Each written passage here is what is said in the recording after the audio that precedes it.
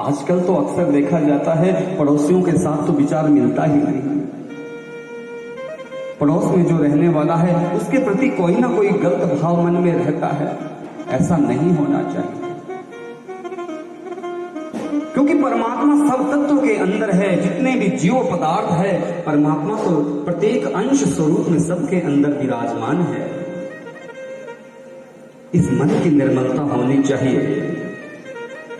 कहते हैं कि बख्श देता है खुदा उनको, ध्यान से सुनिए, बख्श देता है खुदा उनको जिनकी किस्मत खराब होती है। वो हरगिज नहीं बख्शे जाते जिनकी नीयत खराब होती है।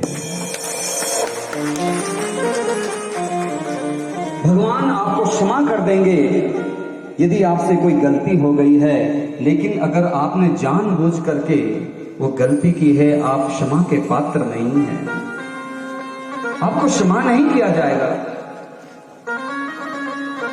इसलिए इस भागवत की कथा से हमें ये जरूर प्राप्त हो जाना चाहिए कि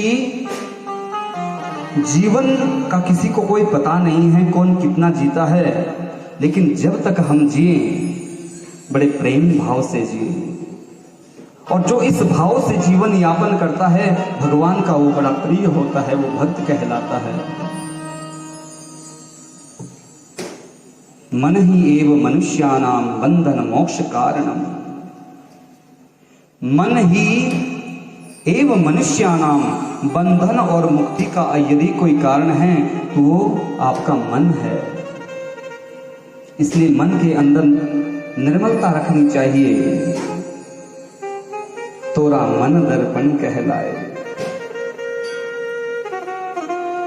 पुराने जो फिल्मों के गाने हुआ करते थे वो भी भजन के तत्वों में होते थे। तोरा मन दर्पण कहलाए।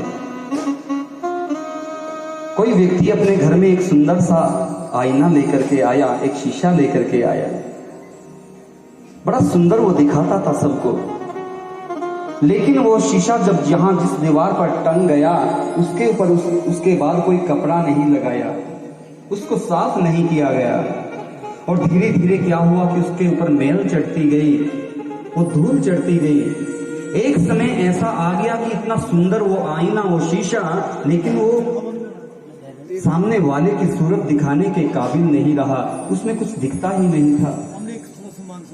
कारण क्या हुआ? क्योंकि उसके ऊपर धूल चढ़ गई थी। ठीक उसी प्रकार से जब हमारा जन्म होता है तो ये भी एक शीशे के समान है। मन एक दर्पण के समान है। बच्चे को आप थप्पड़ मार दो, रोने लग जाता है, थोड़ा सा प्यार दुलार दे दीजिए, हंसने लग जाता है, गोदी में आ जाता है, क्योंकि उसके मन में कोई कुंठा नहीं है, कोई गलत भाव नहीं है। ठीक उसी प्रकार से जब तक उस शीशे की, उस आईने की जब तक सफाई नहीं होती तब तक वो निर्मल नहीं हो पाता।